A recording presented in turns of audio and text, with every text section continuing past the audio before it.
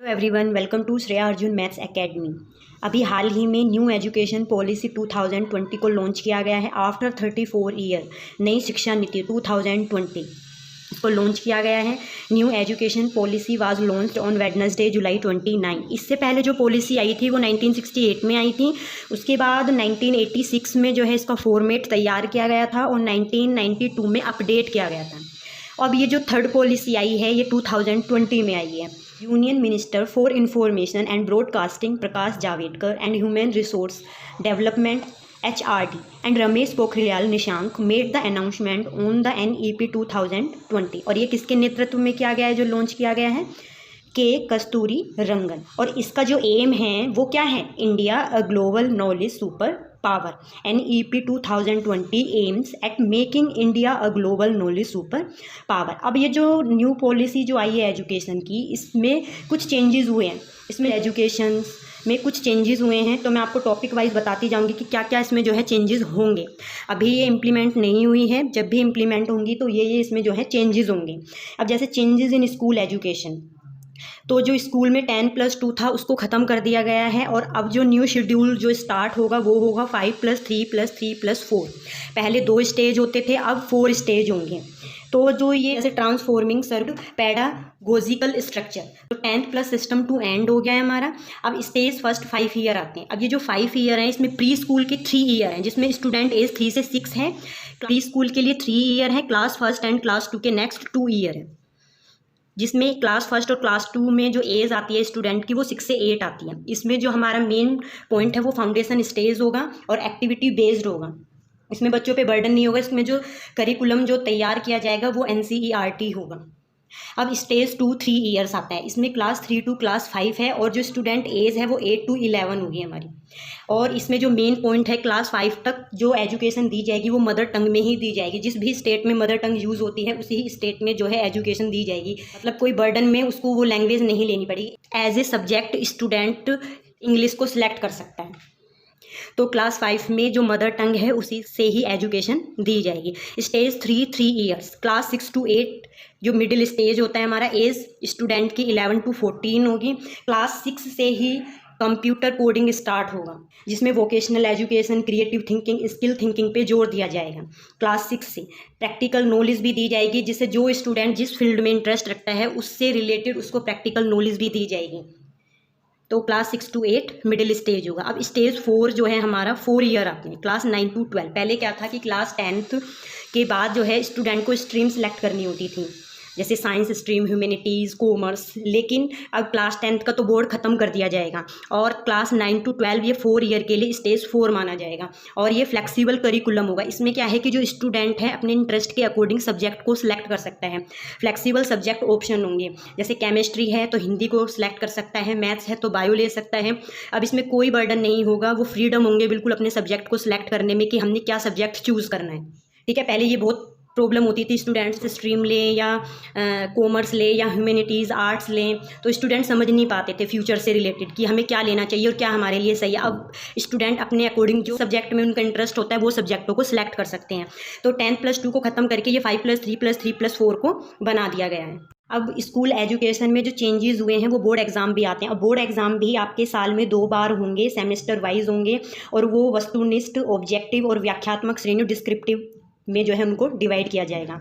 तो इसमें जो है रट्टा प्रवृत्ति को ख़त्म कर दिया जाएगा। स्किल्स और क्रिएटिव थिंकिंग, इस पे ज़्यादा जोर दिया जाएगा कि स्टूडेंट अपनी समझ से क्वेश्चनों का आंसर दें और किसी कोचिंग इंस्टीट्यूट इन पे डिपेंड ना रहें, वो अपने अकॉर्डिंग क्वेश्चनों का आंसर दे सकें, मतलब रट्टा प्रवृत्ति को ना अपनाएं।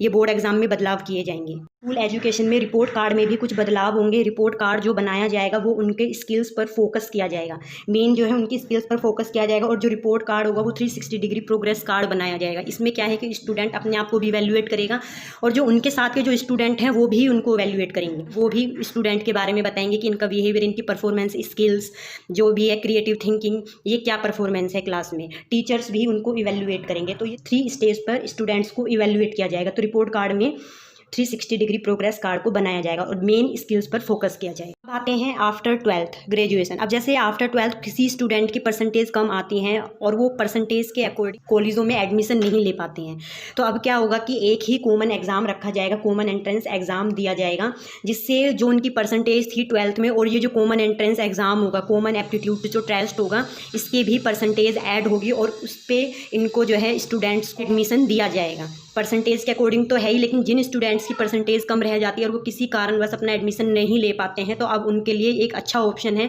कि वो एक टेस्ट देके उस परसेंटेज को और अपने 12th के मार्क्स को ऐड करके उस बेसिस पर उनको एडमिशन दिया जाएगा। अब ये जो हमारा ग्रेजुएशन है, आफ्टर 12th ग्रेजुएशन में जो ट्रिपल एंट्री और एग्जिट सिस्टम को लागू किया गया है, इसमें क्या है कि अगर स्टूडेंट 1 ईयर का ही कॉलेज में कोर्स करता है, 1 ईयर तक ही वो पढ़ाई करता है, तो उसको सर्टिफिकेट दिया जाएगा, और अगर 2 ईयर तक अपनी पढ़ाई को जारी रखता है तो उसको डिप्लोमा दिया जाएगा। किसी कारणवश वो पढ़ाई आगे नहीं कर पाता है तो इसीलिए सर्टिफिकेट, डिप्लोमा, और अगर 3 ईयर तक करता है तो डिग्री है। लेकिन अगर वो 4 ईयर तक स्टूडेंट अपनी पढ़ाई करता है, क्योंकि 3 और 4 ईयर की डिग्री होगी, अब ग्रेजुएशन में 3 और 4 ईयर की डिग्री होगी। मल्टीपल एंट्री और एग्जिट सिस्टम, मल्टीपल एंट्री और एग्जिट सिस्टम इसीलिए है कि अगर 1 ईयर की स्टूडेंट पढ़ाई करता है और किसी कारणवश आगे नहीं पढ़ पाता है तो उसको सर्टिफिकेट दिया जाएगा, और अगर 2 ईयर तक करता है और किसी कारणवश आगे नहीं पढ़ पाता है तो डिप्लोमा दिया जाएगा, और अगर 3 ईयर तक करता है तो डिग्री, और अगर 4 ईयर तक है, क्योंकि 4 ईयर की भी कर दी जाएगी, 4 ईयर तक है तो रिसर्च डिग्री दी जाएगी, और उसके बाद 1 साल की एमए होगी। एमफिल को ख़त्म कर दिया गया है, एमए के बाद सीधा पीएचडी कर सकते हैं स्टूडेंट्स, तो ये भी स्टूडेंट्स के लिए काफ़ी अच्छा है। तो स्कूल एजुकेशन में काफ़ी चेंजेस हुए हैं। यूजीसी, एनसीटीए, आईसीटीई, अब ये जो है अलग अलग ना होके अब इनको एक ही रेगुलेटरी बॉडी में रखा जाएगा। अलग अलग इनकी अलग अपनी पहचान आइडेंटिफाई ना होकर एक ही रेगुलेटरी बॉडी में रखा जाएगा। 5 ईयर तक जो है सिलेबस तैयार होगा, फाउंडेशन स्टेज होगा क्लास 3rd टू क्लास 5 तक। 3 ईयर इसमें खेलो कूदो पढ़ो पर जो है क्लास दी जाएंगी, और क्लास 6 to 8 मिडिल स्टेज होगा। कंप्यूटर कोडिंग दिया जाएगा, जिससे स्टूडेंट अपनी खुद की मोबाइल ऐप इनमें जो है स्किल्स डेवलप कर सके, क्रिएटिव थिंकिंग इनको डेवलप कर सके, रोजगार उनको आसानी से मिल सके। बेरोजगारी को बिल्कुल ही ख़त्म किया जाएगा। और सबसे मेन पॉइंट है कि स्कूल जो है कॉलेजों की फ़ीस पर भी कंट्रोल किया जाएगा। सिर्फ उन्हें जो मेन फ़ीस है वो ही देनी होगी, एक्स्ट्रा कोई भी फ़ीस नहीं देनी पड़ेगी पेरेंट्स को।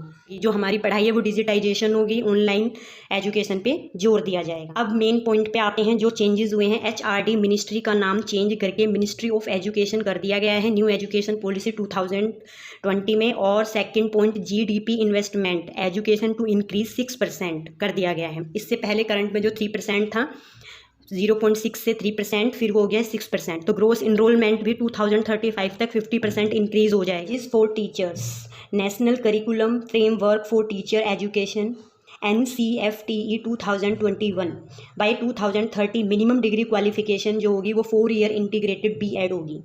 Objective of new education policy, universalization of education, achieving global standard of education. तो काफ़ी ही फील्ड में जो है चेंजेस होंगे न्यू एजुकेशन पॉलिसी में, जो ये आफ्टर 34 ईयर लॉन्च हुई है नई शिक्षा नीति 2020। पेडागोजिकल सिस्टम 10+2 को ख़त्म कर जो 4 स्टेज हैं 5+3+3 4 ईयर को लागू किया जाएगा जब भी न्यू एजुकेशन पॉलिसी इम्प्लीमेंट होगी। और जैसे HRD मिनिस्ट्री का नाम चेंज करके मिनिस्ट्री ऑफ एजुकेशन कर दिया है। GDP इन्वेस्टमेंट 6% हो गई है, ग्रोस एनरोलमेंट 50% इंक्रीज हो गई है। अब जो स्टूडेंट्स लर्न करेंगे वो कोडिंग फ्रॉम क्लास 6 से ही स्टार्ट कर देंगे कि वो किसी पे डिपेंड ना रह सकें, अपने आप को पहचान सके, अपनी skills, creative thinking, vocational education पे जोर दिया जाएगा। जहाँ तक हो सकता है उन बच्चों को प्रैक्टिकल नॉलेज भी दी जाएगी 6 क्लास से। जैसे कोई स्टूडेंट कारपेंटर, जिस फील्ड में भी उनको इंटरेस्ट है उसी फील्ड से उनको अलग से प्रैक्टिकल नॉलेज भी दी जाएगी। मदर टंग में ही 5th क्लास तक स्टूडेंट्स को एजुकेशन दी जाएगी। जो एजुकेशन है वो पूरी डिजिटाइजेशन होगी, ऑनलाइन एजुकेशन पे जोर दिया जाएगा। क्लास 3rd to 5 खेलो कूदो पढ़ो, इससे जोर दिया जाएगा। After 12th multiple entry exit programme, ये सिस्टम बनाया जाएगा कि कभी भी वो अपने इंटरेस्ट के अकॉर्डिंग सब्जेक्ट को ले सकते हैं और कभी भी कॉलेज को छोड़ सकते हैं। फर्स्ट ईयर में छोड़ दिया तो सर्टिफिकेट मिल जाएगा, सेकंड ईयर में छोड़ दिया तो डिप्लोमा मिल जाएगा, 3rd ईयर में डिग्री, और अगर 4th तक करते हैं तो उनको रिसर्च डिग्री मिलेगी। और स्टूडेंट यहाँ पे भी कोई भी सब्जेक्ट को सिलेक्ट कर सकते हैं अपने इंटरेस्ट के according. Focus on vocational education next 10 year, vocational education पे आने वाले 10 सालों तक जोर दिया जाए। न्यू एजुकेशन पॉलिसी 2020 है, इम्प्लीमेंट होगी। जहाँ तक है ये जो न्यू सेशन आएगा 2021 के, तो ये शायद तभी इम्प्लीमेंट हो जाए। ओके, तो ये था न्यू एजुकेशन पॉलिसी 2020। जो इसमें चेंज हुए हैं, education, teachers, changes to teacher, changes to report card, यहाँ तक कि फार्मर, खादी, कारपेंटर, हस्तलेखों, इन पे भी जो है जोर दिया जाएगा कि इन एजुकेशन पॉलिसी में हमारे जो इंडियन कल्चर है उसको भी आगे लाया जाएगा।